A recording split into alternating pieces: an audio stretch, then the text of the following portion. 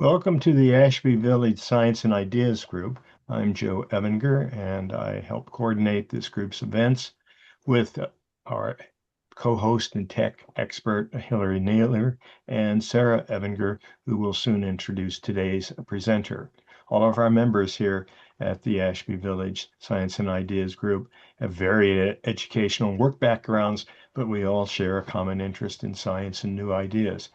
We have over 70 members in our group and another 100 on our guest list. We meet via Zoom the second Thursday of some months from 3 o'clock until about 4:30. We have a different guest speaker each month who speaks on a topic related to science and ideas. Next month, Jane Nielsen will speak to us about stigma, particularly as it pertains to hearing loss. Jim Gasparini, an historian who's spoken to us once before, will again talk to us about some aspect of fire and humans. We also will have an immunologist specialist speak to us come November. I'd like to thank Hilary Naylor for introducing us to today's speaker. We invite all members to join our group, Ashby Village members, but others interested in Ashby Village are also welcome anytime. Ashby Village is a 501c3 nonprofit organization. I ask, please, Hillary, put a link to our website in the chat to our guest. Please consider a donation to Ashby Village or joining our organization via website. Now, Sarah Evinger will introduce us to today's speaker, Raymond Yee. Sarah? It's a pleasure to introduce Raymond Yee, Ph.D., a longtime Albany and Berkeley resident with a background in software engineering, data science, and teaching. He's been associated with UC Berkeley's Academic Talent Development Program since 1995, teaching subjects from philosophy to web development to motivated young students. He is returning this summer to teach working and thinking with AI. He is also taught at UC Berkeley School of Information and currently consults on open source software and data projects. Raymond has been exploring AI tools in his personal and professional life since the early days of ChatGPT. He wants to help people think critically and creatively about how AI is reshaping everyday life. He is an Ashby Village Tech Team volunteer. Thank you. Take it away, Raymond. Thank you so much for inviting me to speak today. I'm particularly grateful to Hillary, with whom I've worked over the years on the Ashby Village Tech Team. I'm taking this as an opportunity to talk about things in public that actually I haven't had a chance to talk about yet. And even though I've been involved at Ashby Village to talk about AI, I've led or co-led sessions where we try to introduce Ashby Village members to how to use AI, artificial intelligence tools. But those talks have been really geared to people who are essentially completely new to AI. And so you kind of not talk about the cutting edge things. And so I'm taking a different tack today to tell you as much of the cutting edge things I know, but try really hard to relate it to things that you know and that we share in common, which is our concern for the health and welfare of ourselves, our friends, our family, our loved ones. I'm gonna just start my slides here. And as Hillary said, I'm very interested in this being a conversation. Of course, like any speaker coming to speak to you, make assumptions about where you're coming from and what you might be interested in. So I've taken a shot in that regard, but I'm really interested in hearing what you're interested in learning. And so please type in the chat, and I'm going to pause often to take your questions to make sure that you're still with me. And I know it's very easy to doze off, and especially this hot day. And I don't want to drone on and on about stuff that might not be of interest to you. So please share your questions, and very interested in your comments. And then let me just write off the slides here. share my screen. Sorry about that.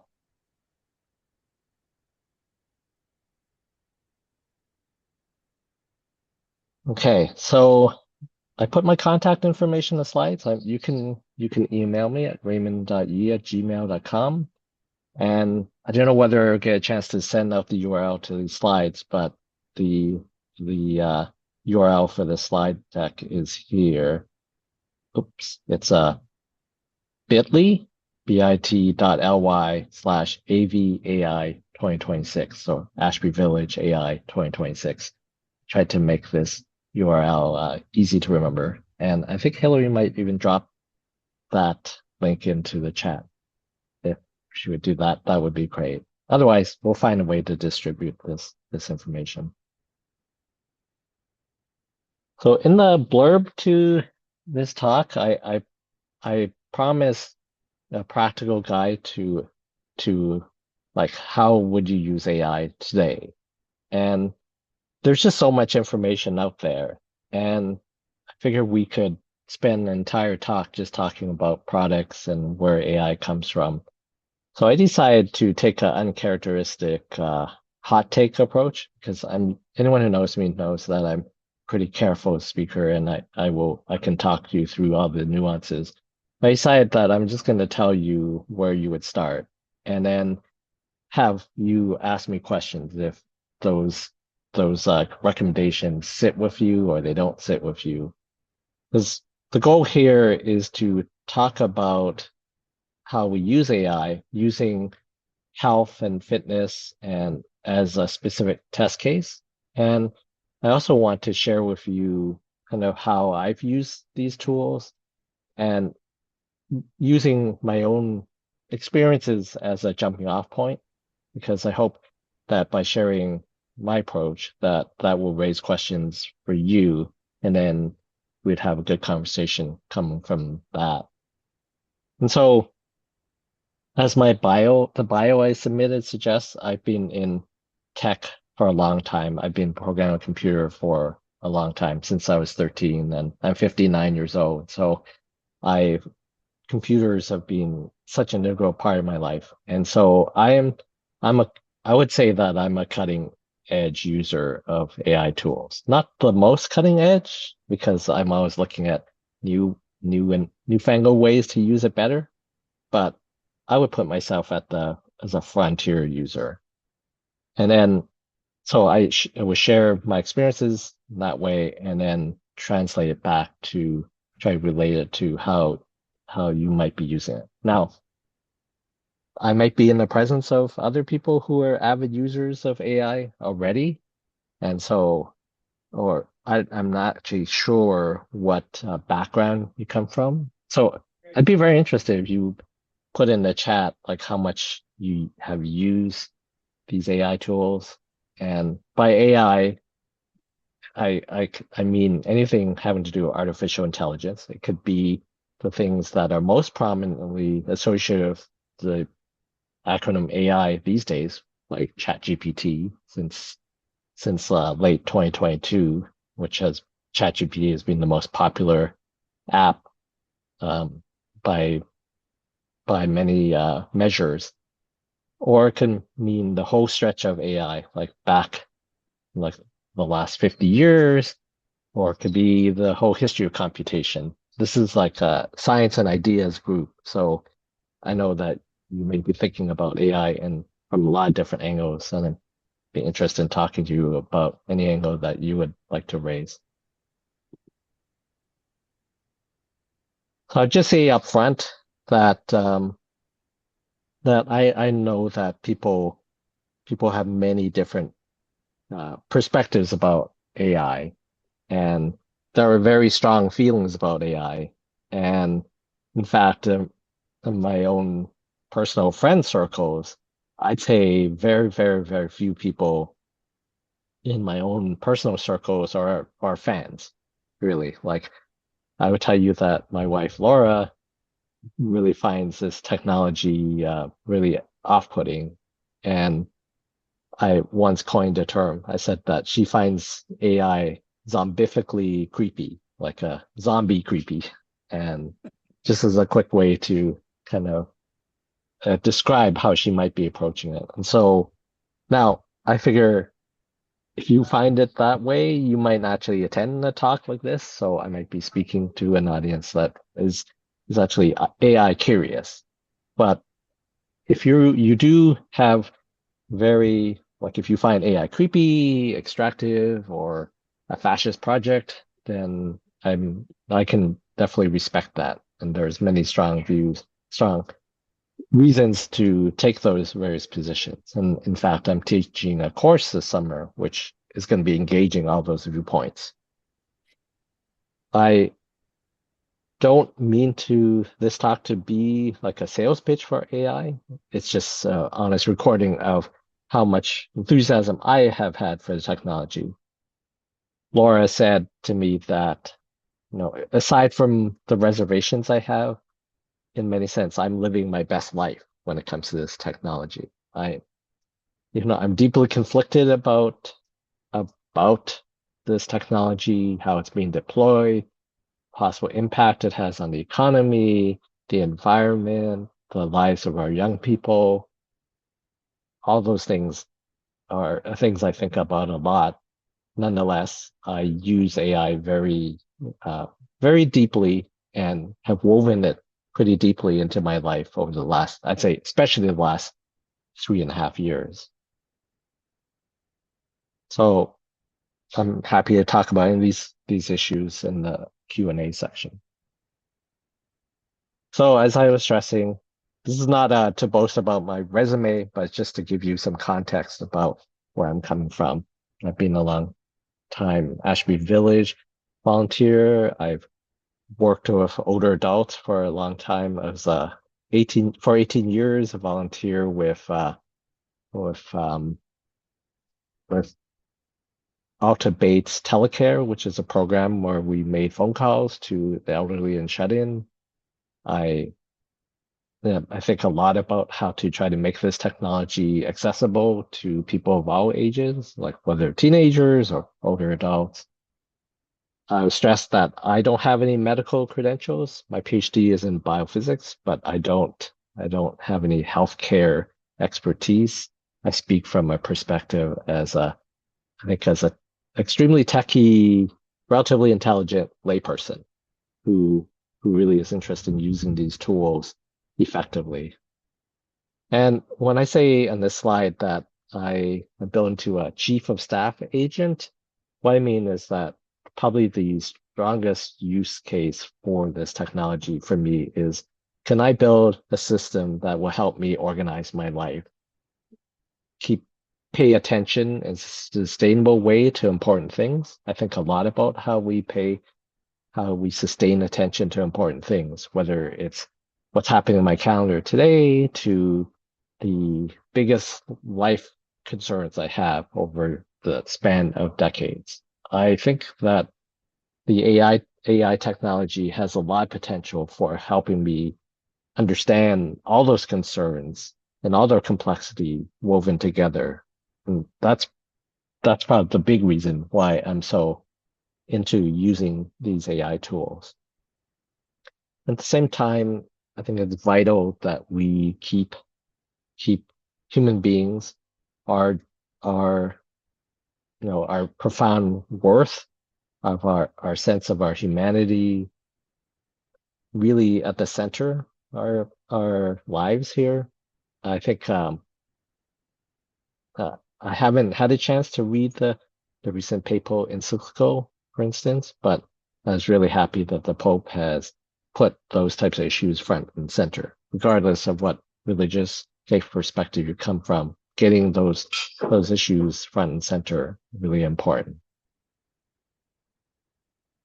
Okay, so in terms of, I think actually it'd be good for me to pause for a moment before I read through this slide, just to see. I've given you a lot of my perspective. Hillary, what have people brought up, or what do we know of the people who are here right now? What do you care about, and what are you interested in learning?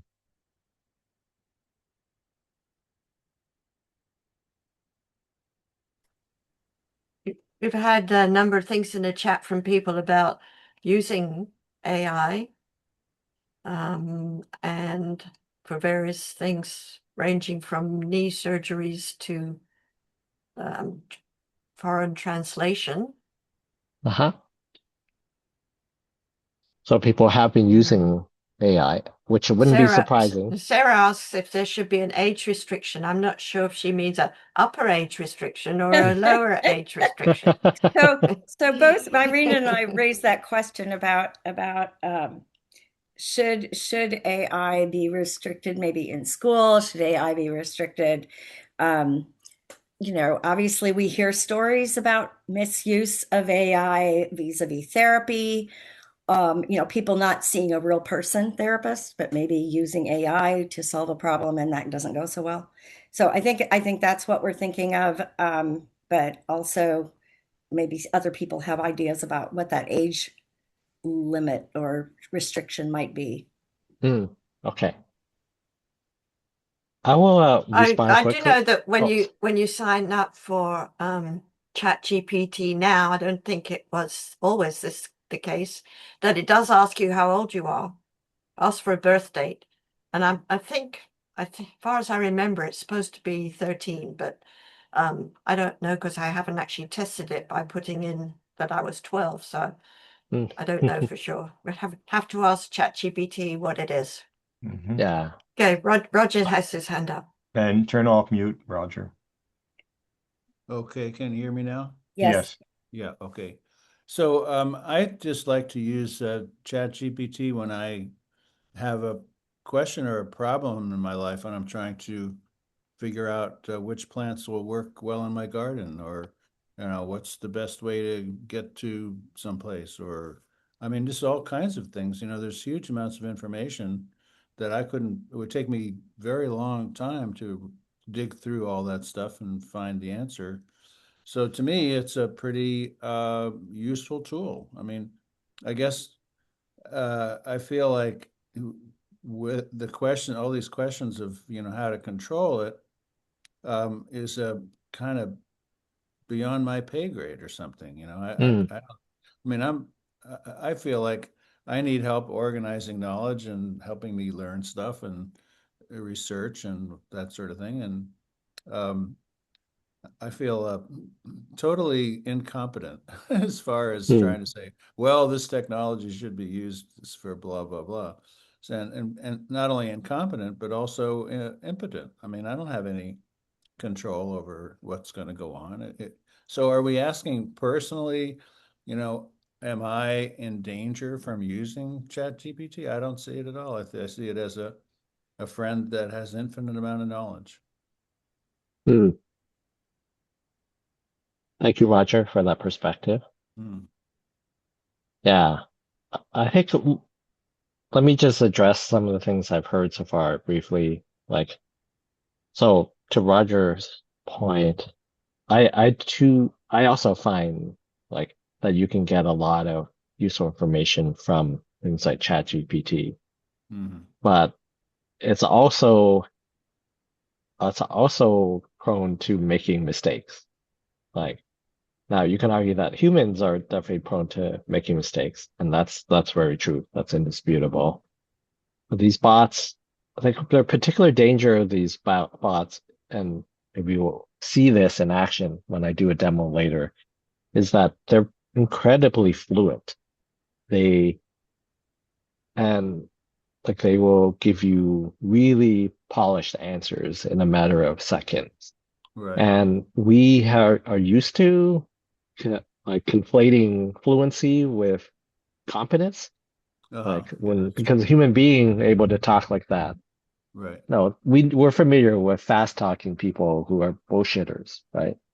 So yeah, I think of chatbots some way it's either like a really intelligent friend who has your interests at heart, or it's like the fastest talking car salesman, bad car salesman. There are good car salesmen. I don't want to malign the whole profession, but the stereotype of someone who's trying to sell you something.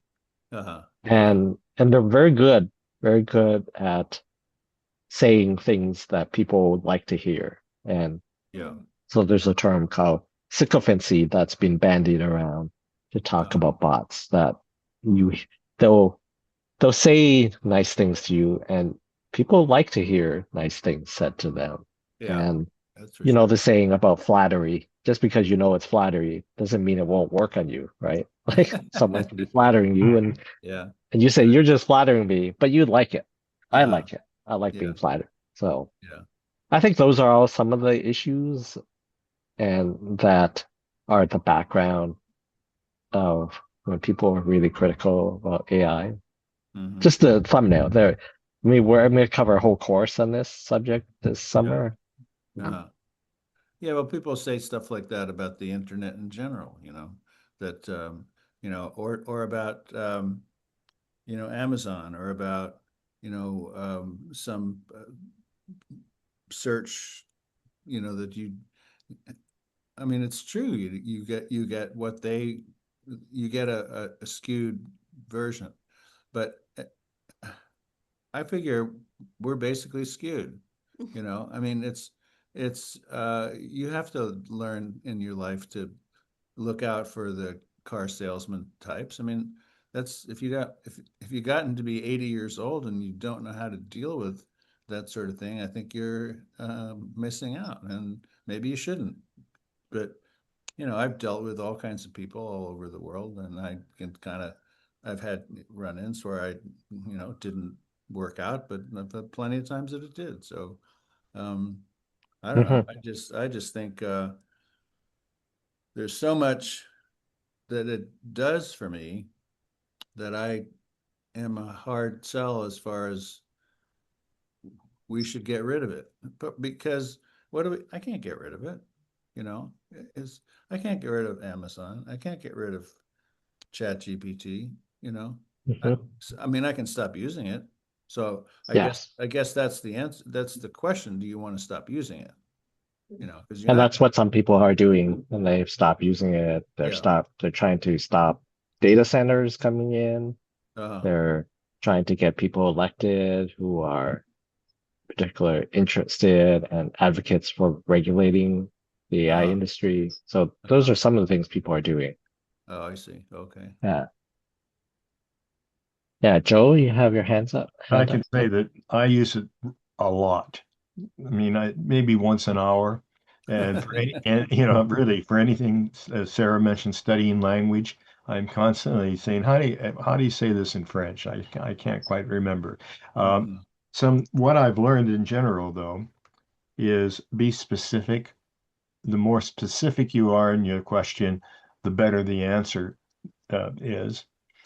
Don't be afraid to argue with it. I've got a transcript that I won't share with you, but it's an argument I had with AI. And I said, I don't agree with that, and would you check it somewhere else? When I ask it a medical question, I often say things like uh, knee replacements, uh, and then maybe some specific part of a question about that. I'll say, compare what Johns Hopkins has to say to Mayo Clinic has to say about this, and Wow. it will do that in nanoseconds.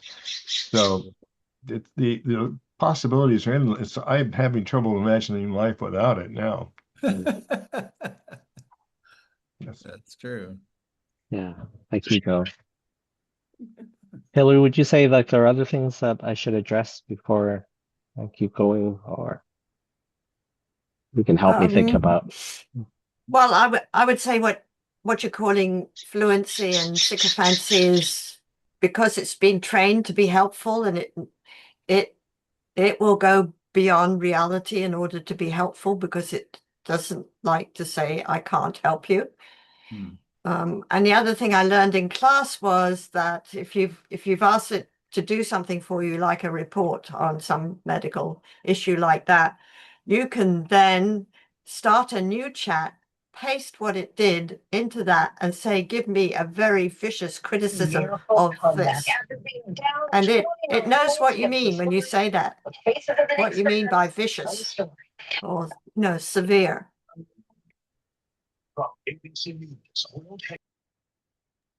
Yeah, Hillary knows a lot about AI stuff. You definitely talk to her about things too. I think the things she said are very like definitely promising angles. I think there's those of us who have been really avid users of AI know that it's quickly changing and there's a lot of hot tip and folklore and some amount of engineering and science that goes into figuring out how to use it. And where I was trying to figure out the best ways to wrangle the, highly complicated systems that we're still wrestling with understanding some deep way. And but definitely like the issue of trying, like we heard this idea of putting chatbots in to vet each other's work is something that I try all the time. And I think there's ways in which it's effective, and then but there's also ways in which all these techniques still might let you down in some ways. And I find that that's something I think about all the time. How do I get reliable work in such a way that then it doesn't fail when you really need it? And I think that's been a hard problem. Okay, so I'll just proceed on to the next slide to try to like just tell you very briefly if you were starting out in AI, how you would start. But it sounds like people have already developed a fair amount of experience with it, so this might not be that useful to people, but I'll just put this out there. So if you're just starting out new, then I'd say just start with a free ChatGPT. And I'm a big advocate of, if you're interested, you should start small. You should start with things that, are free, and you should ask it innocuous questions just to start to develop a mental model of what these chatbots are. And I'm also a big fan of doing that with in community, with friends, other people. So you don't have to do it alone. If you are intimidated by this technology, get a friend to help you out. Like talk to ChatGPT with friends or in groups, and then put them away and try to understand what you're experiencing. Now, there's a big race between the big platforms about how, we're seeing, like, I think it was this week that Apple in its developer conference has made announcements about how its strategy, how it's trying to implement a strategy for more deeply integrating it into the Apple products. And then same with Google. They've been busily trying to weave AI into um, its technology. And so you're going to see AI. You already see AI kind of increasingly present, even without specialized products like ChatGPT or Claude, or Microsoft's Copilot, etc. I'd say just from so where I'm coming from, I'm an avid user and I do pay. I subscribe to Claude Max, which is I was paying $100 a month, and then I just to get some more power out of Claude Max, I just recently upgraded to the $200 a month plan because I'm getting good use of it. But that's a fair amount of money, and lots of people can't afford to pay that much. And What do you I get also for that? I'm sorry to interrupt, but what do you get for that? oh, I can show you things like that. Okay, I please. use particularly Claude Code, and so I just a shorthand is that I use it in its a agentic mode.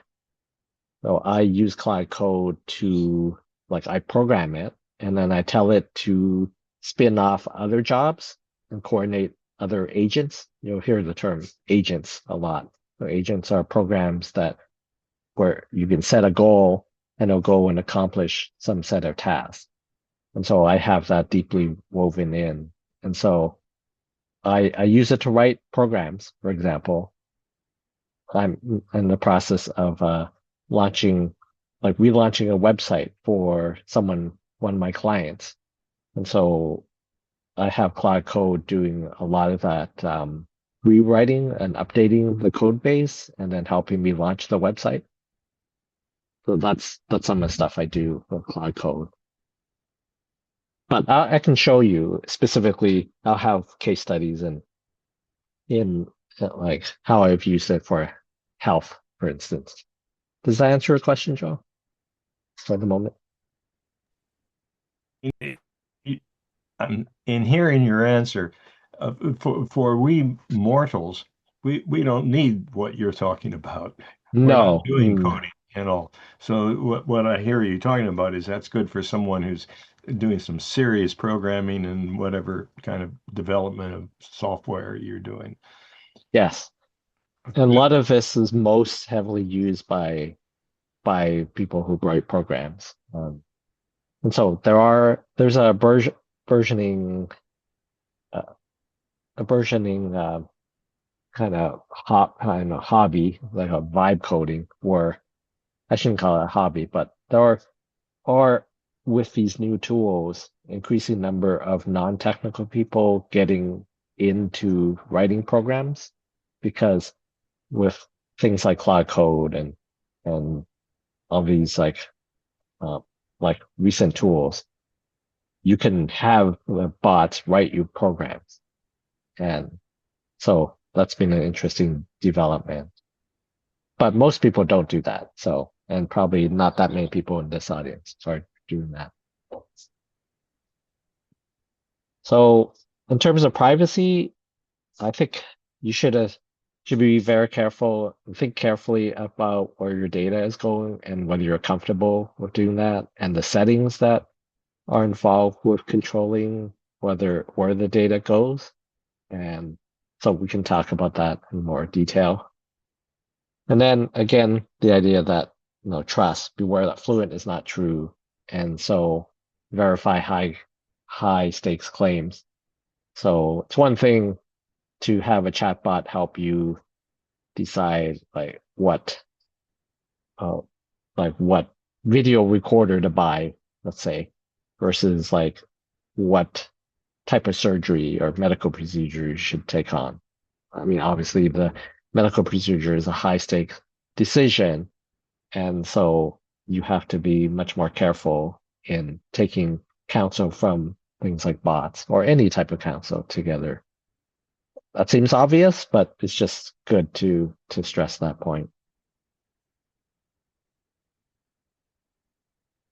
Okay, and then I don't know if there are any more questions coming from what I just said in terms of I sort of present my quick answers to what tools you might want to use. I Joe? had something. One, you spoke of medical already. I had occasion to be in having some scans done a year and a half ago, and the information I got back was totally incomprehensible to me. And the doctor kind of fluffed over it, and I put this full page medical report in. And I said, just explain this to me in human terms, not using any fancy words at all that are medical terms. And it did a wonderful job on that. So I'm not asking it to diagnose me. I'm simply Mhm. asking it to explain, what this person who'd done the scan, what they'd found. And it was amazingly, it used no words that I didn't understand, and I don't know anything about medicine and formal training. So Yeah, I I have a similar experience to share in that regard. Yeah, I find that for demystifying technical jargon, it's it's pretty amazing. It might not be foolproof, but I think with a lot of demystifying and figuring complicated situations out, sometimes having a bot at least give you a candidate explanation that is easier to understand is better than like a really highly technical but precise explanation. And so that has been my experience too. Other I would question? just I would just say what Sarah wrote about getting your answer in terms of pros and cons. I use that technique too. I think it does something to avoid the bias, but there's no doubt that if you have memory turned on, and I don't know if you're going to mention that later, it gets to know you, and then it can give you answers based on what it knows about you. Okay, my chat GPT is very keen on everything I do with my book club now. And whenever I ask about a book, it says, well, are you going to bring this to your book club? They might like it because. So to watch out for that, or just turn it off. But sometimes it's good to have the memory on. So it's hard to decide. We've just I think sorry, go ahead. I think about that issue a lot, where like memory. So Hillary mentions that these products are increasingly building what's called memory, like meaning that it's trying to, when you talk to it, it tries to extract key pieces of information from those interactions and store them somewhere so that in the future, when you have another conversation, it can reference previous interactions. And that is both, on the large, I find incredibly useful, because otherwise, in the earlier days, you'd have to keep filling ChatGPT back, like tell it the same thing over and over again. And but the downside, of course, is it's compiling, you might say, if you're worried about privacy, especially compiling a dossier on you, like, or pros and cons of that. And by the other, and furthermore, memory is a type of like asking leading questions in some ways, because you might be biasing the AI towards a certain direction because of your previous conversations. So sometimes what I do is try to feed like a medical question to another bot, or with memory turned off, somewhere else that presumably doesn't know anything about you, just to see whether it gives a similar type of answer. It's like seeking, I don't know, maybe it's not the best comparison, but it's a bit like seeking a second opinion from a doctor. Like sometimes asking a doctor who knows has had nothing to do with you, you might actually get useful information.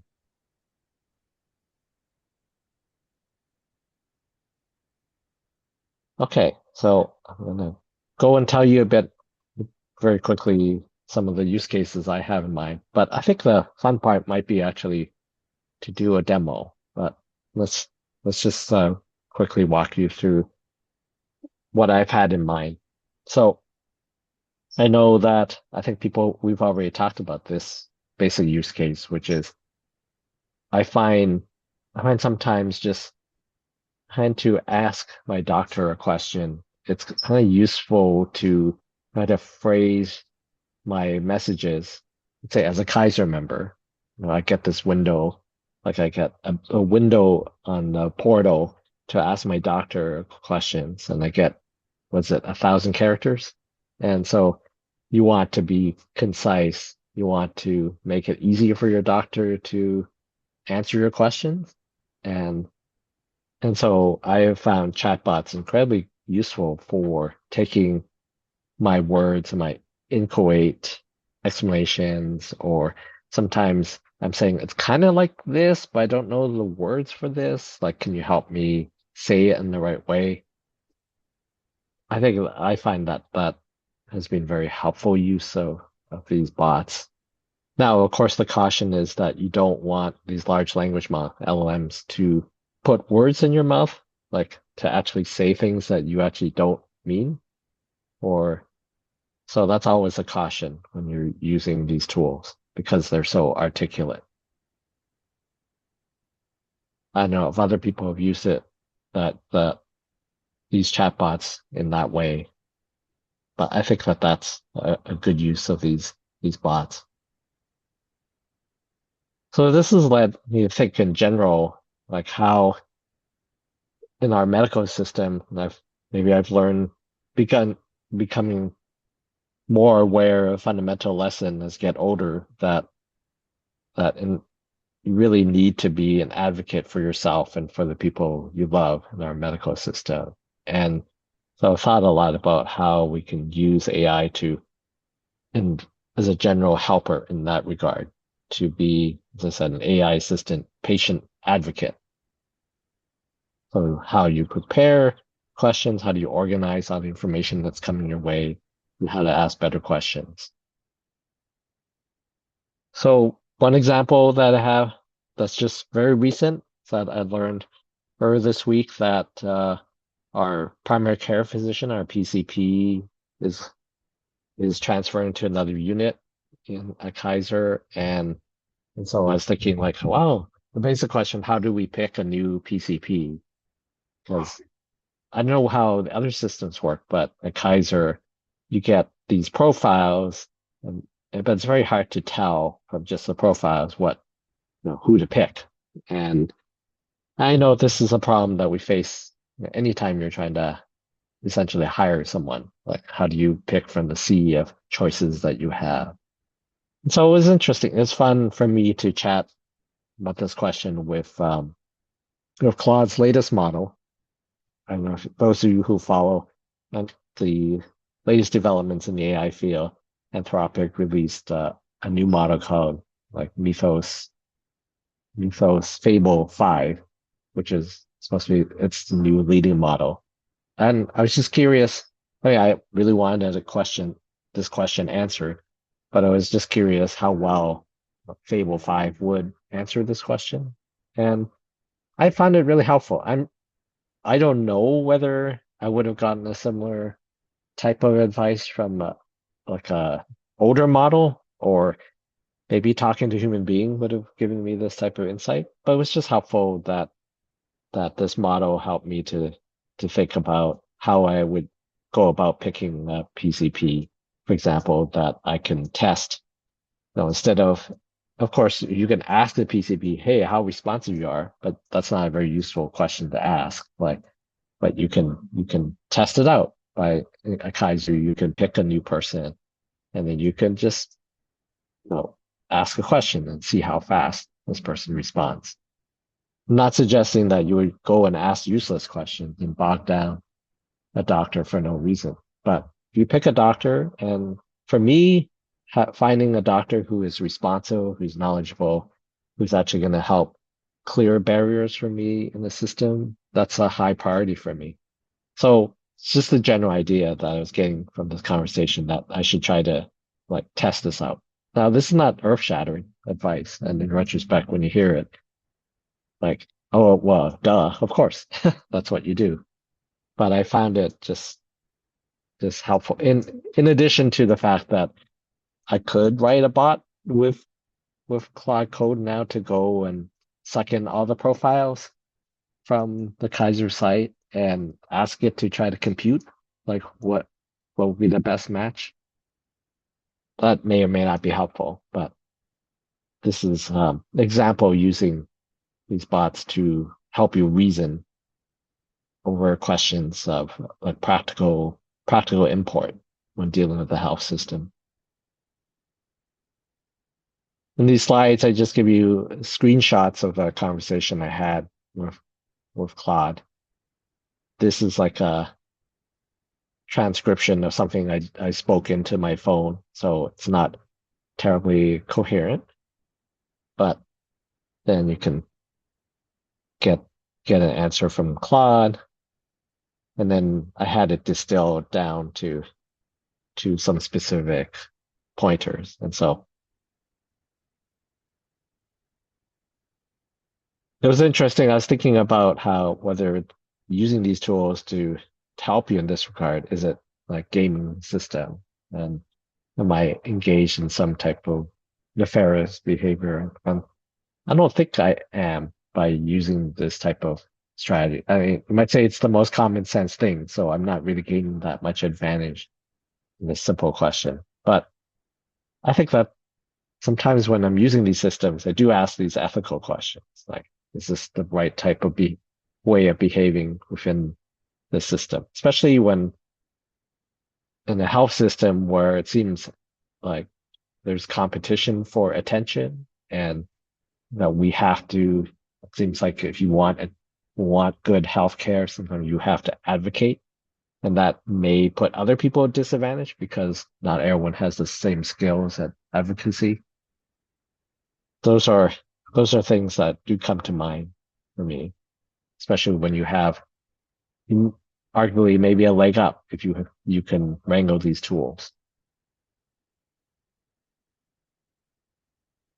Then the other little story I want to tell you was that last fall in November, when I was going for a heart CT scan, that surprisingly they discovered that I had a lung nodule, and that was a shock. It was my health scare from last fall, and I certainly turned to ChatGPT and other bots in that regard because they were, I got this report and I couldn't understand what the words really meant. And of course, there's traditional ways of trying to figure that out, like wait for your doctor to explain this to you. But the doctor wasn't there immediately. The report came from Kaiser before a doctor intervened. I could Google it. I could look for reliable sources, but I decided that it was actually very helpful to me to go and talk to ChatGPT. I was really hesitant to do so first because I do worry about the amount of information I've fed to these bots over the last 3.5 years already. And I do notice that I have actually gradually increased the amount and sensitivity of the information that I have given companies. And I'm always asking myself, like, if this were to leak, would it be, how bad would the consequences be? So I think everyone's judgment in that regard is different, but I just would caution people using these bots to think about the privacy implications of what you're doing. Having said that, I still found it helpful and helped me to process not only the information I was getting from my doctors and the lab results, but just some of the emotions too, because it was like I I definitely was dealing with a lot of fear. I was dealing with a lot of question of how am I going to manage my own feelings through this process, and when to when to panic and when to really consciously try to calm myself, like not to overreact, or how to live day by day. And I talked to a lot of my friends. I talked very much to my wife, my family, but I have to say that actually processing my feelings a bit with the bots was helpful. And though there's lots of concerns, and you'll read in the news about people who have gone down some really dark roads and getting sucked into really relying, I'd say probably over relying on the bots for emotional support, and actually being given really bad advice, I might say. And so there's plenty of stories in that regard. So with any powerful technology, you have to be aware of the pluses and the minuses.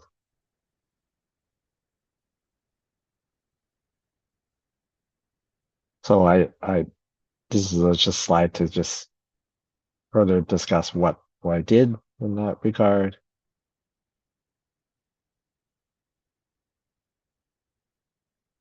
So just a little techie thing. I was able to, in preparing this talk, I was thinking a lot about how I've used these bots over the last 3.5 years. And some of this stuff I can tell you not just from memory, but actually because I've downloaded my entire ChatGPT history, and I actually had Claude Code write me a program to analyze my ChatGPT history. And because I was particularly interested in how did I get here? Like, over the last 3.5 years, what actually happened? And so I haven't totally data mined my chat history yet, but I am very interested in the questions of, like, what was the first time I talked to ChatGPT? It was December 10th, 2022, for instance. How what did I talk to ChatGPT about in all this time? How did my use of the machinery change? And because I think it's important to actually be introspective, to think about these tools. Now, maybe this is not the approach that many of you would take, but I actually would say that this is actually becoming more and more accessible to non-techies because, as I said, you can all download your own history with ChatGPT, for instance. That's available to everybody. And you can actually, it's well, many of us could probably ask one of these bots to write a program to actually analyze your chat history and tell you about yourself. So this is what I did in preparation for this talk, and said I had 180 health conversations, 76 during my health scare period from November 2025 to say March when I got finally this all clear. I'm happy to report. It says, and the analysis that I explained the terms and results, symptoms, fitness, diet, and I actually also had the bots write this slide for me. So so it did the analysis and it packaged it up to put in this slide. I have a slide that just told you describes a conversation I had last week where I told friends that I was giving this AI talk and a friend who used to run a nursing school, major nursing school, told me that she recently had a doctor's visit where there was a AI transcribing the conversation and that she had a very positive experience because the AI was just in the background and allowed the doctor to pay more attention to her than how she had previously experienced. So I thought that was just an interesting kind of anecdote to share, a different type of use of the AI than ChatGPT, let's say. Okay, so I'm going to pause at this point, see whether there are other questions, and then at this point, answer questions. Then, with the time we have, people are interested, I can try to demo, say, ChatGPT or show you other stuff, like how I use these types of tools. Joe? You talk a lot about ChatGTP. I always use Gemini. Am I messing up? Why one or the other? Oh, no, Gemini is fine. Like, I think uh, Gemini is for those who don't know, is the the model that comes from Google, and Gemini is being deployed throughout a lot of the Google products. And I just I think I just haven't liked Gemini as much. Like I actually subscribed to Gemini and I was an early subscriber because I figured that Google would be able to tell me all sorts of things about me and my life because I'm such an avid Google user and I just haven't found the promise that idea to be quite true yet. Like I'm expecting it to come true over the next little while. That because Gemini has years and years of my Gmail and my calendar and my contacts, et cetera, that Gemini would actually be able to piece it together in a deeper way. But I found that hooking Claude up to my Google products has actually given me deeper results. So that's the reason why I haven't used Gemini as much. Okay, thank you. But we I know that Apple was partnering with Google and using Gemini as the back end for Siri, or at least one of the products that's going to be in this next generation Siri. I tried several different uh, AI packages when preparing graphics, particularly developing some icons, a series of icons I need to do for UUCB, and Gemini was much more subtle, and for example, it allowed me to make a series of icons that were related. All the Hmm. others seemed to think that I wanted a bunch of different options. Yeah, I I think people will have different experiences in different way. I'm not prepared to say like in any given area like which is the best because that I think people have benchmarks for this where they try to measure the capabilities of different models. I know with Google Gemini, I've been really interested in their visual models and their world modeling, where they're trying to build these models to represent like actual physics of real space. And I just have less experience with this because I'm not that graphically inclined, and I've not worked seriously with graphical tools or visual tools, though I'm very intrigued by the possibility that tools that come from Google might help me as a someone who's not that visually inclined up my game in that area. If I start talking, can you hear me? Or do I have to Hmm. raise my hand? Can you hear me? Yes, I can hear you, Oh, Virginia. um, Yeah. I've been very cautious about the use of GPT and others about replacing human contact. And Yes.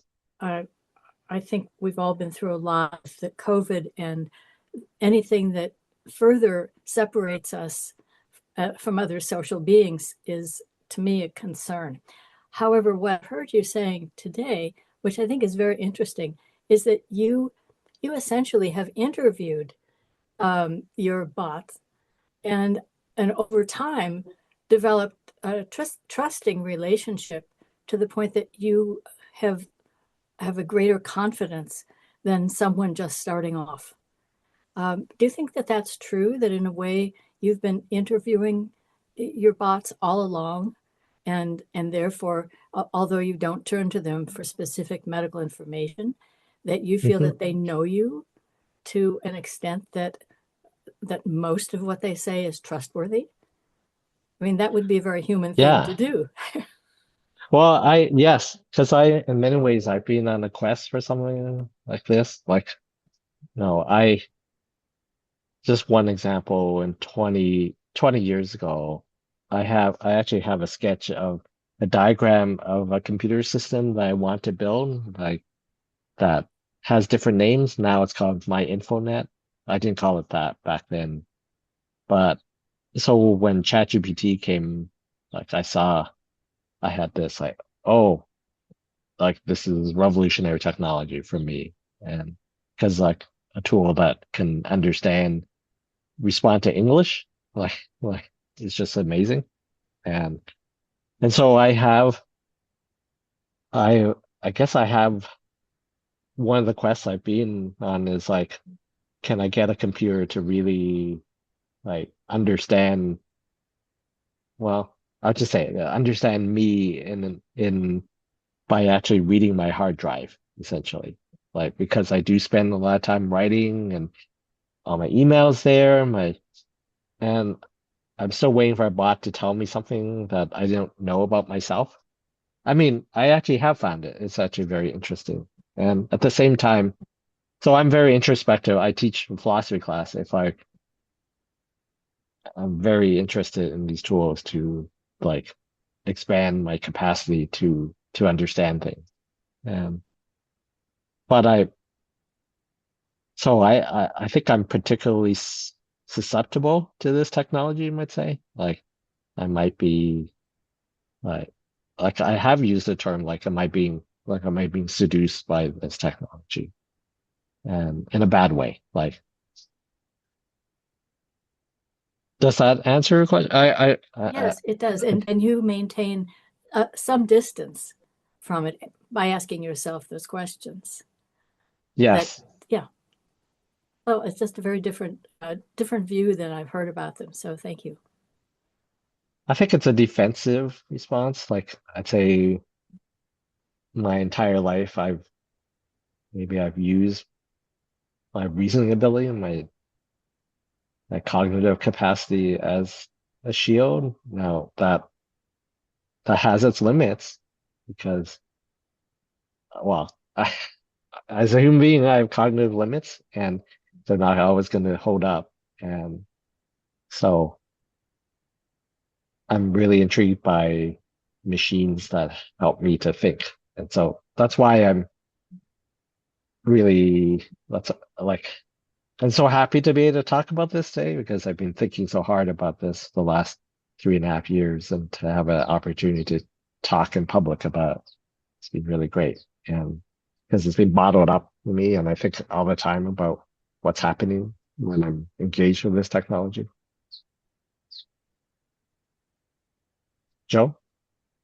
I don't want to get you out of the order of the presentation. I just want to make sure that before your presentation is done, you could discuss with us where this is all going and is it stoppable Oh, whenever you get to it in your presentation. yeah.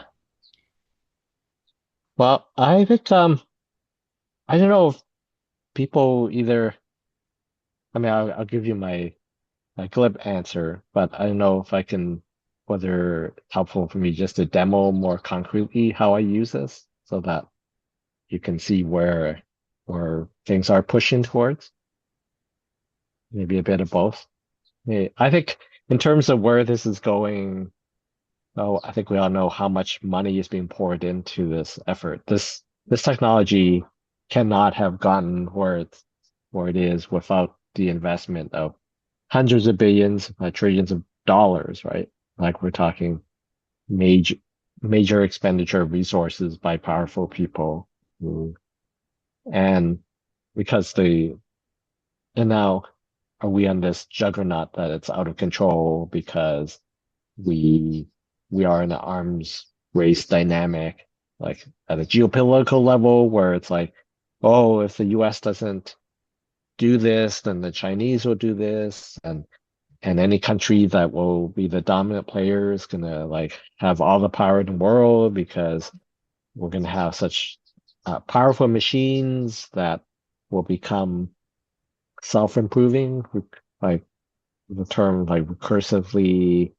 Oh, I just forget it's the idea that if you can get an intelligent machine that gets so good that it can just build the next generation of this intelligent machine. And so it's recursively improving itself. And so it's the stuff is going to get better and better. And then some people think that we're just in a big bubble right now because none of the companies are actually making much money except maybe Nvidia, but everyone else is actually just paying each other. This money's just going in circles. So I don't know. I don't have any special expertise to like I can't predict. Like for example, are we going to have a economic like bubble? Are we in an economic bubble?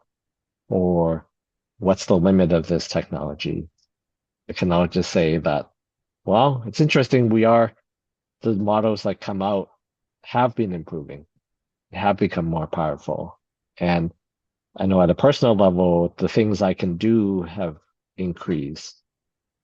So the cost of being able to do those things might all of a sudden get so expensive that I cannot actually afford these models anymore. And so I need to rely on cheaper models or actually stop using them. Well, I don't think I'll stop using them unless I decide that it's just really bad and I shouldn't be using them at all.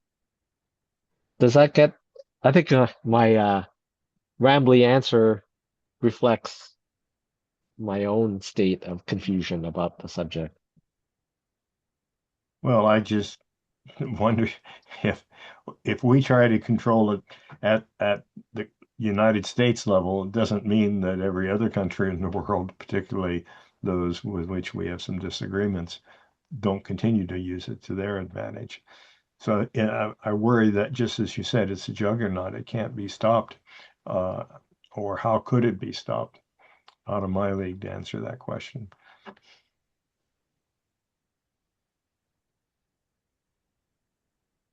Other questions, or what would people like this point. I have a question. Oh, yes. I would really like Shia? to see the demonstration because I don't use ChatGPT. I only use Gemini, and I use it to get information faster than I could do it by myself. And Uh-huh. I don't get into chatting. I just let it bring me what it has, and then I look at where it pulled it from, and Uh-huh. evaluate whether I think those sources are reliable, and if then I'll go check on it. And so I have no idea how I would ask similar questions in ChatGPT. So I, for one, would really like what you're going to demonstrate. Okay. Yeah.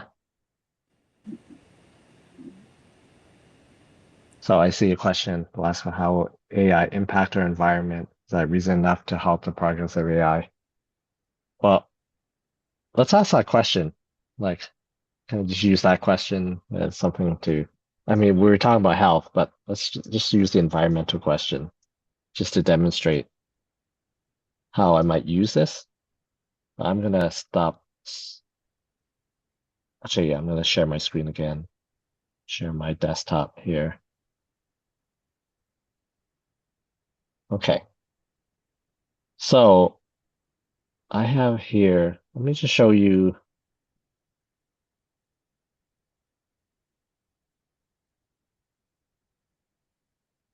I'll run ChatGPT.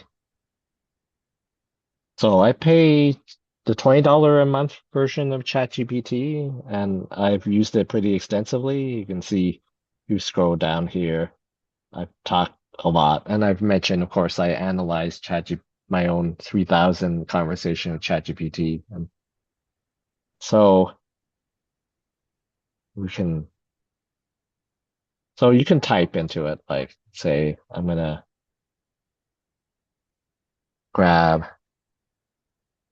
well, I won't grab, like, I'm doing a presentation on AI, and people ask about the environmental impact.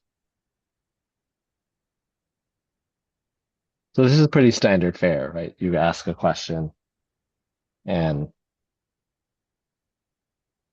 ChatGPT most recently in this model have been trying to be more rigorous in terms of how it responds. It says like, oh, I'm going to try to ground it in some type of facts instead of just pulling it out of my memory and making stuff up. You have to remember that all these chatbots are fundamentally making stuff up all the time.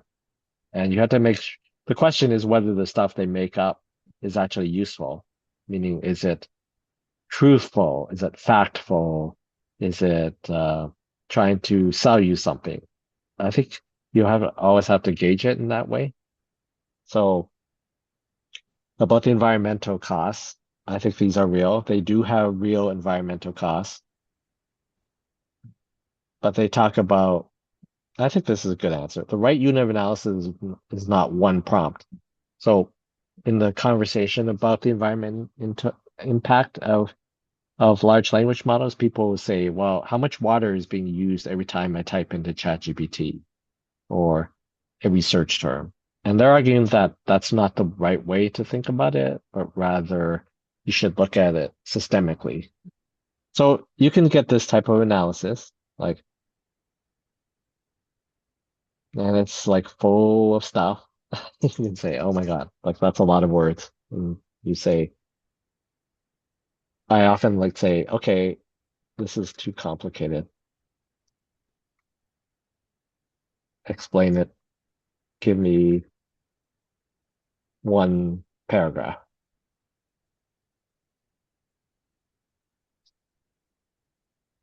So you can get something like that. So it's very flexible language. You can also chat, you can also talk. Let's see. I don't think I shared my sound. Sure. Let me show you the voice mode.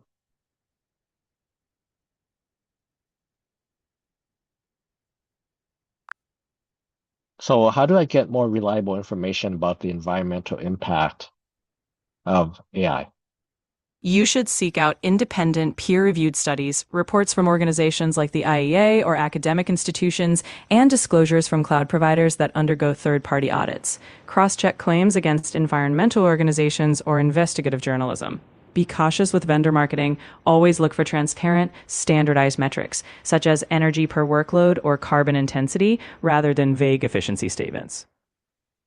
Should I stop using AI if I'm concerned about the environment?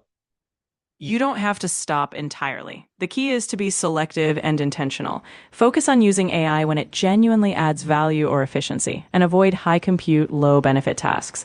Meanwhile, advocate for transparency and sustainability efforts from providers and support clean energy policies. Are you just telling me that so that I can feel good about myself while using ChatGPT? No, I'm giving you a pragmatic approach based on what's actionable. AI usage is not all or nothing. The key is to balance the impact. If you're concerned, it's rational to scrutinize usage and push for better practices, but eliminating AI from your toolkit entirely may not be realistic or the most effective path. Can I have you explain this to my wife? I can help you frame the explanation, but you'll need to do the actual explaining. If you want a concise summary, let me know what points would help you present it to her clearly. So you don't think it's a good idea if I just bring you and just put it in front of my wife? It wouldn't be ideal. Personal conversations are better in your own words. I can equip you with a concise explanation or help clarify anything you need, but the understanding and delivery will be more effective coming from you. Let me know what specifics you'd like refined. Okay, so that just gives you I don't know, hopefully a taste of what current level ChatGPT can do. Like that. I can talk to it. I can like argue a bit with it. I didn't ask it for grounding. Like I can ask it to give me exact sources for information, which is sometimes helpful. I've sometimes asked it for exact journal references that I can check. I haven't often then actually downloaded the paper to read it, but so this is an example of how you can try to get it to be more specific, and and it has its own sassiness, and all that. Does that help? This is just one demo.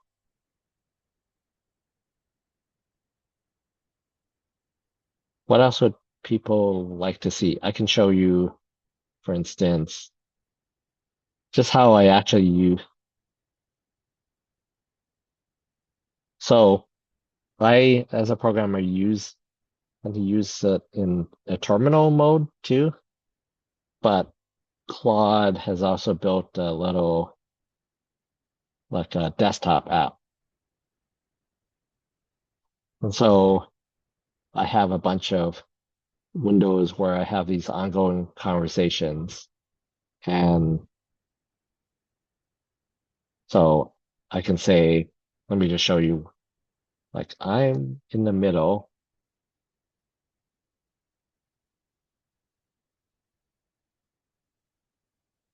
What else is on my calendar today?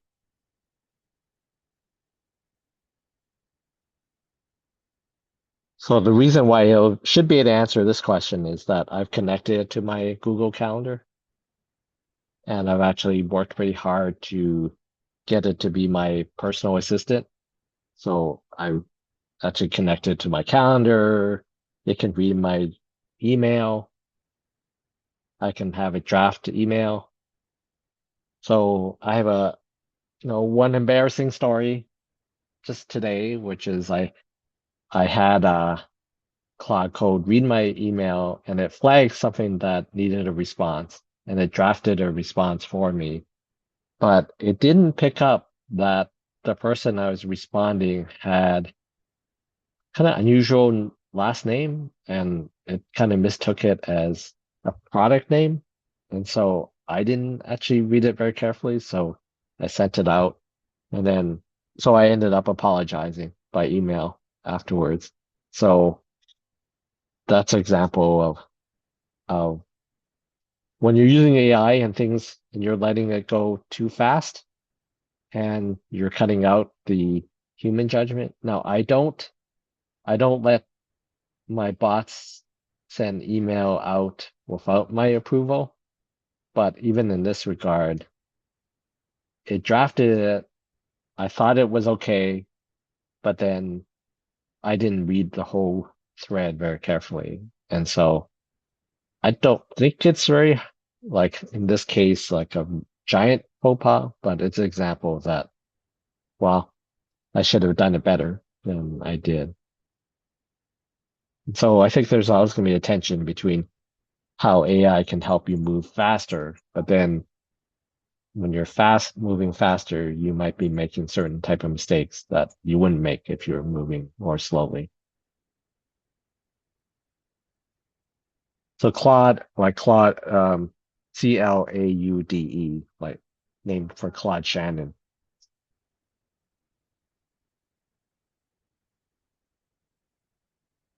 Okay. Other things you want to talk about? I wanted to ask about Claude. I haven't used that, and it sounds like you could connect it to your calendar and your email and stuff. Mm-hmm. Isn't it, if you wanted to use to have all the connectivity, wouldn't you be better off with the Gemini or something that's more compatible with Google? Well, yes, that's earlier on I was saying that I subscribed to Gemini pretty early on because Mm-hmm. I figured that Google, because it already had my stuff, Right. would actually be able to answer questions about my stuff better than anyone else because Uh-huh. it's Google, right? It has my stuff and it has giant numbers of computers and Uh-huh. it's all in the business of crunching my stuff. Right. But that hasn't been true in my experience. And because these products like Gmail, the Google Workspace tools, all have what's called APIs, application programming interfaces. It means that other programs can connect to the Google Workspace tools. And that's what Claude and OpenAI stuff, the ChatGPT can do. Mm. So I actually think the balance will change because Google, Google has the big benefit of having a lot of money and they make a lot of money. And so in many ways they can potential outlast some of these other companies.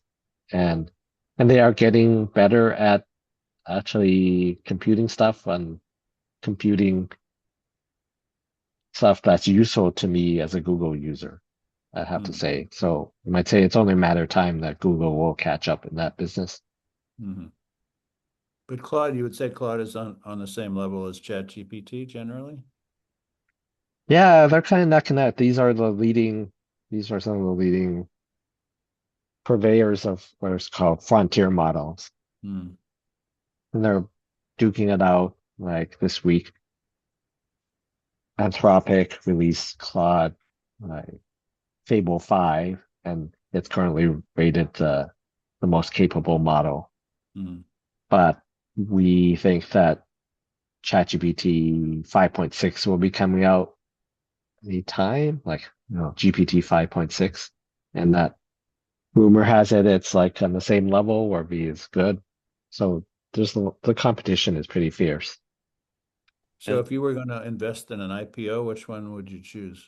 Oh, I invest in index funds, so I don't invest in individual stock. And the fact that these giant companies are going IPO actually worries me a lot about the impact they'll have on retirement accounts and index Mm. funds. Mm. There's been a lot of discussion of that in the news. Mm. so the releases you're talking about are the consumer releases, right? I mean, there's a version of Claude that they're only giving to select companies because it's so good that it could um, find vulnerabilities in things like the software that runs the banking system. And so they're giving it to Citibank and so forth so that they can clean up their act before this gets in the hands of somebody who might want to use it maliciously.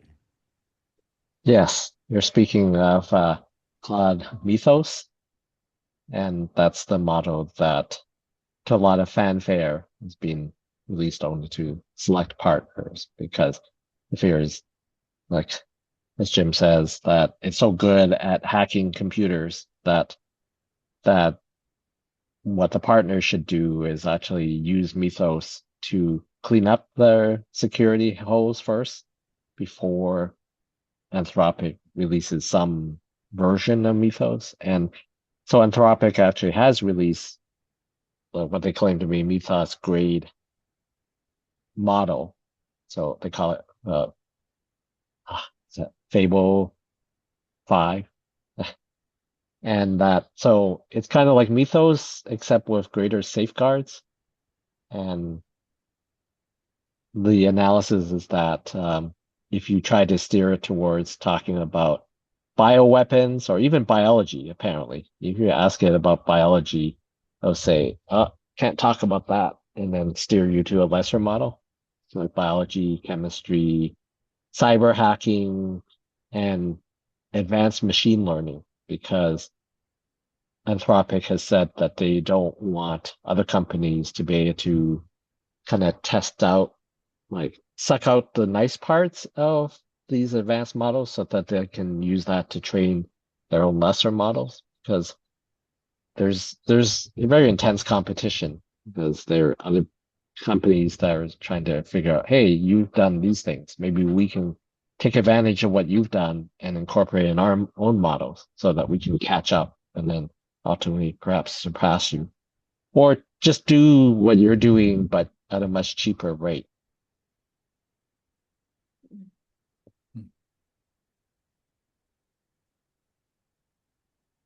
Well, you see any questions that I've not? Well, I had a question, Raymond. So, Yes. when does this get monetized? In other words, when are they going to start charging us to use ChatGPT, Oh, Gemini, and Claude? well, some people say that's already started to happen. So, for instance, Yeah. this latest model, like Fable 5, came out, and what I'm excited, like, because I have a subscription, so I can use it. But then the stipulation is that they're going to pull that out of the subscription on June 23rd or 22nd. So I get to use it for 2 weeks, other people, but then after that, I have to pay the API rates, which is more expensive. So of course they say, well, it's a strategy to get people like me hooked. And then I get so hooked on it that then when they take it away from me, I decide, oh, I'm going to still pay them more money.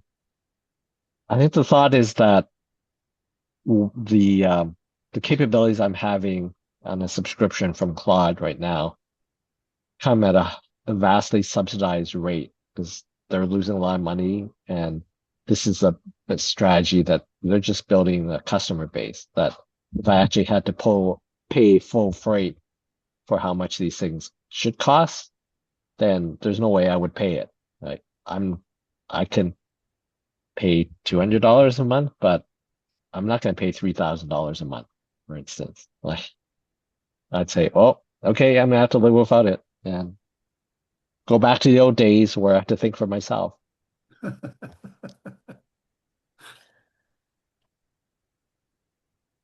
Well, in terms of monetization, Gemini already has a built-in monetization in there. Somebody mentioned earlier that you can't really go on Google without having Gemini be the one that answers your questions. And in fact, that's becoming an issue because they suck all this information out of websites and that they used to send you to by links, but now it's all in the AI summary, and people who from whose site the information has been taken are not happy about that.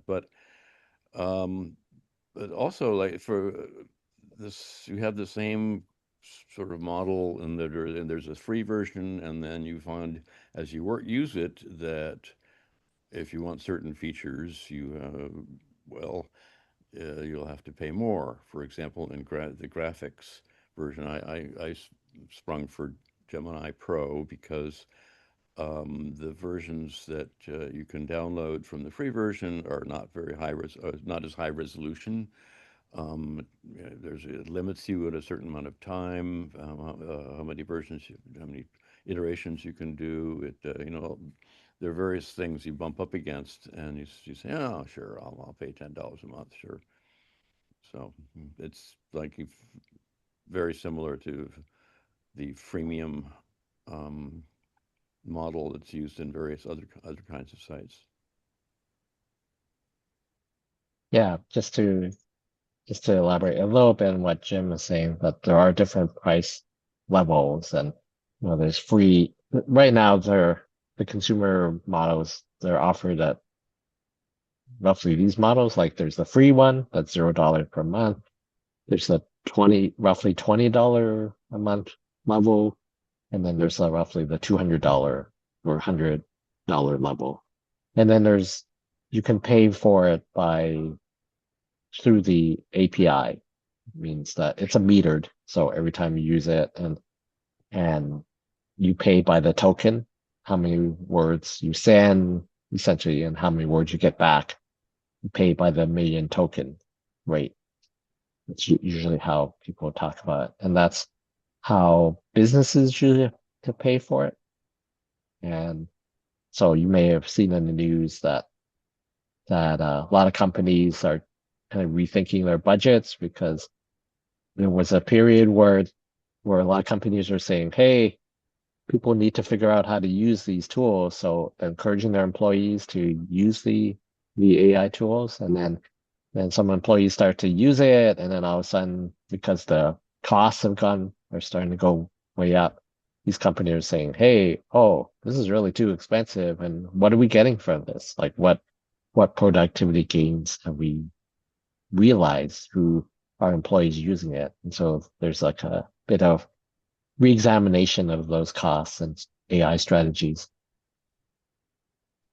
I should mention, put something in the slides about how I ran some of the calculations using local models. And so we're in a phase where various companies, especially Chinese companies, have released AI models that can be run on your laptop.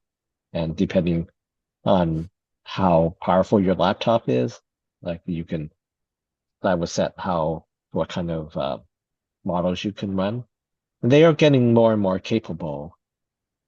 And I think at the heart of, let's say, Apple's AI strategy is the bet that more and more people are going to want to run AI calculations on their own hardware, like their own laptops or their own phones, and that many of the calculations that you're trying to do with AI don't really require something like Mythos, like the high-end frontier models, but most stuff is really routine, and that you want the privacy and you want the speed, and you don't want to be paying these companies every time you do a calculation. So Apple is thinking like, hey, if we can get these models running on Apple hardware really well and well integrated into the Apple user experience, that's probably, maybe a winning strategy for how Apple might do well in this AI world.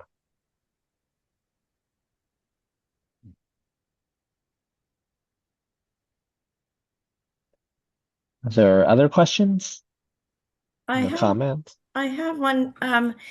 So it's that thing about, how do we know it's feeding us fact? And which is the big question, right? That we all have. Yes. And so I have to say, I was impressed to go to the doctor and see that it transcribed what we talked about quite well. I'm sure somebody may have proofread it or not, because it didn't have any spelling mistakes. But Yeah. by the same token,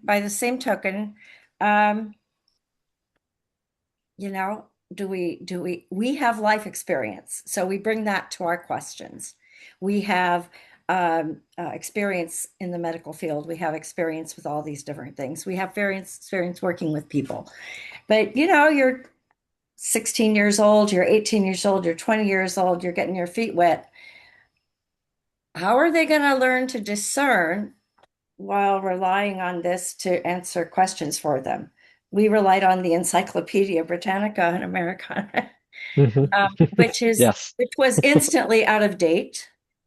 But how can we help people be safe with this? I think those are the questions that drive my my desire to teach this course this summer, because I wonder how to work with young people like in that regard. And so I have theories about it, but we'll have to see whether my theories will survive like contact with reality and students. So I think about asking my students to think about, well, how do they know something's a fact?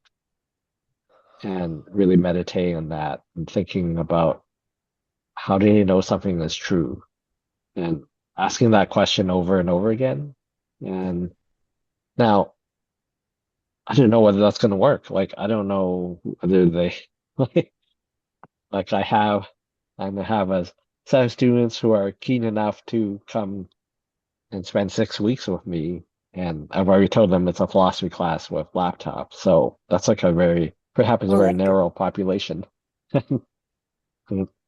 So we'll see. Like, I'm really keen to hear how they're seeing AI and the questions that they bring, and whether the questions that we're talking about here are ones that I have to introduce or they're already asking them and wondering how to make sense of all this stuff. And like I'm gonna take my students to the Berkeley Public Library to meet the teen librarian. Now I don't know whether that's an old fogey thing to do, because I it was so important. The public library was so important to me when I was growing up in Northern Ontario, and in a city of 46,000 people. It was my connection to the larger world.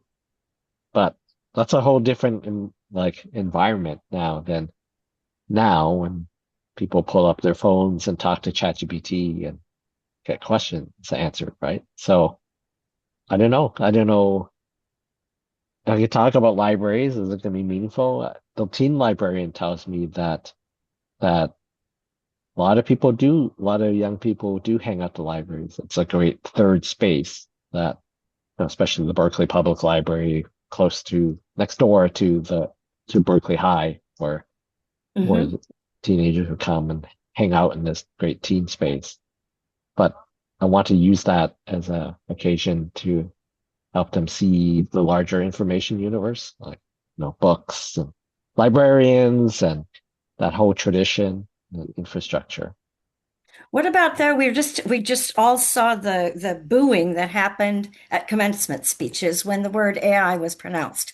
And Oh yeah. I know they're all afraid they're not going to have a job and this and that.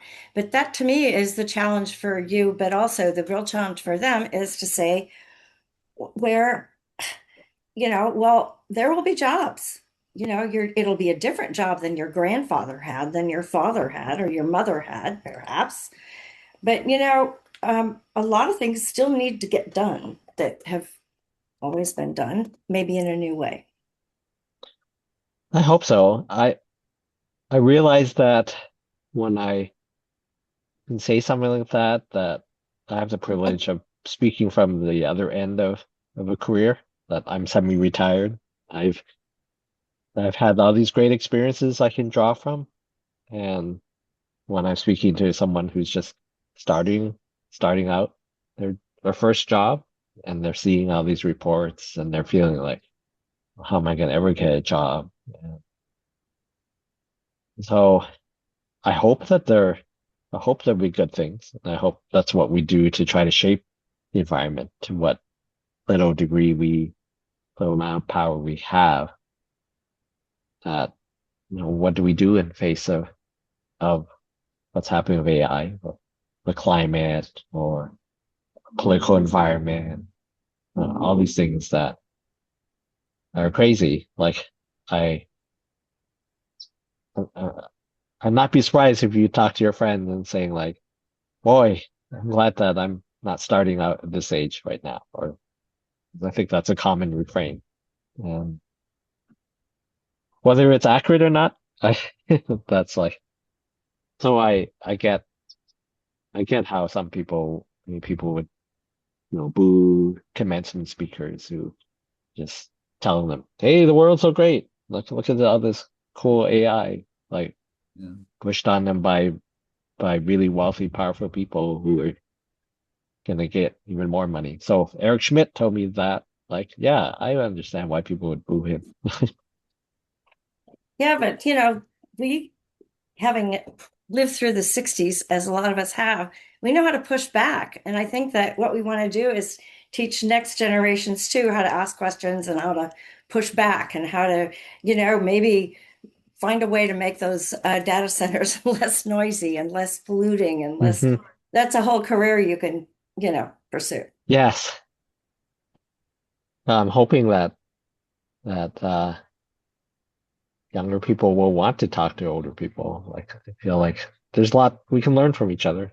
And I mean, I growing up, I've always hung out with older people, and I really love that whole experience. And one lesson I've learned from a couple that is really just really important to me, who were about 30 years older than I was, that when I first met them, they were just about turning 60, and I saw how good they were at making friends who are younger than they are.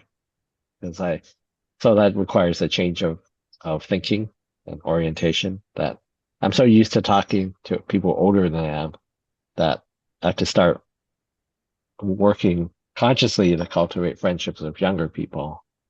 And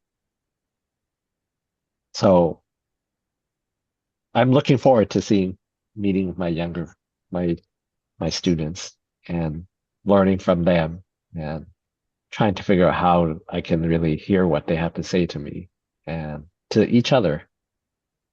The great thing that my wife told me is that my first most important thing I should be doing the first week of, and maybe throughout the course, is make sure that my students talk to each other, that they can speak as early and as often as possible, and instead of just hiding behind their computers. Even though we are going to be using computers, of course. And so I don't know whether I'll be able to pull that off. Maybe I can tell you what happens down the road. That would be great. I know, Roger, would you speak to that a little bit? I know at Roger Newman at the botanical gardens as docents, Mm. they get kids coming in, and they're trying to interest them in botany, right? They're there Well, because their teacher brought them, right? yeah, well, the teacher might bring them uh, uh, to learn more about botany per se, but I think the goal of the garden, there's several goals, but one of them is to get people to know and love nature. Now, that's not exactly an academic topic, but my belief and experience is that people today have less contact with nature than we did in the past, and that nature has a therapeutic quality to it, and as well as necessary uh, substrate for us to exist on. I mean, we're not separated from nature. So personally, and for you have an hour or something with a group, whether it's kids or adults, um, I don't the see that as so much of an intellectual challenge as it is experiential, and to try to say, um, let's see and hear and see and smell and feel what it's like to be in a redwood forest, or what it's like to be, in an herb garden. And we have those resources at the botanical garden. Now, personally, I'm very interested in botany. I've never studied it really before, and it's not really my field was different. So I go and ask ChatGPT. We one recent thing was we have a lot of plants from the southern hemisphere, and there's a lot of conifers in Australia, New Zealand, and South America that are not closely related to our pines. I mean, they are conifers, but so I asked ChatGPT to just give me a tree diagram of the ancestry of the conifers of North and South America. Now, that's something I'm interested in, and I can probably use it with the groups a little bit. But no, I don't expect people to say, "Oh my gosh, those conifers are different." I mean, so what? I mean, it's not like a life or death kind of knowledge to have, but it's interesting, and I am very interested in evolution, and so I think I would say that I use AI to help me get background that will help me work with the people, but the personal connection of 1 hour is more. It's not really on the same plane, I don't think. I mean, I don't. Is there some way to ask ChatGPT how to help people smell flowers? I mean, it's just a different animal, I think. That's my experience anyway. I was thinking too, though, that some of the groups that you lead are younger people. So I was thinking of Raymond, talking about, having a younger group for this Yeah, class. And that you also, when I was up there, they were talking about how some of the kids come up and they're just, they're there because they have to be. right. Raymond, are your students there because they want to be? I think for the most part, like I imagine maybe some students are there maybe because their parents really, really wanted them. But I get the sense that most students want to be there. Yeah. Well, you have a great sense of humor and you ask great questions. I think they'll love your class. Oh, thank you. Well, everybody, let's thank you, Raymond. This has been awesome. We really kept you long today, and we Oh, my really pleasure. appreciate your time and your knowledge and your open-ended questions and everything today. We're in Northern Ontario.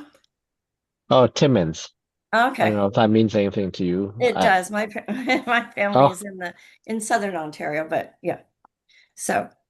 Anyway, we loved that you've transplanted to our neighborhood, and thank you so much for being with us today. And maybe if you have something more to report in a few months, you know, we'll enjoy hearing about it. okay. Okay. I should send someone the link to my slides.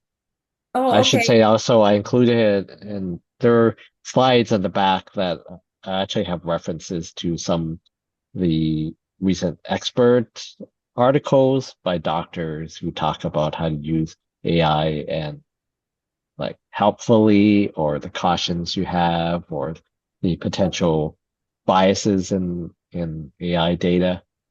And those are articles that we actually discuss in this AI salon that we're going to be meeting next Tuesday afternoon Right. at Ashby Village. So Right. we're Right. welcome there. All right. Well, thank you again Good. so Thank you so much. much. Thank you again, and Thank you. send me the Very slides, interesting. and Hillary. Okay. And Okay. I will Joe, do do you that. know how to stop the recording? Okay, thank you. Stop recording. Yep. Let's see. I think I can do it. Okay. Okay. Again, thanks. Good Thank seeing you, Okay. you. everyone.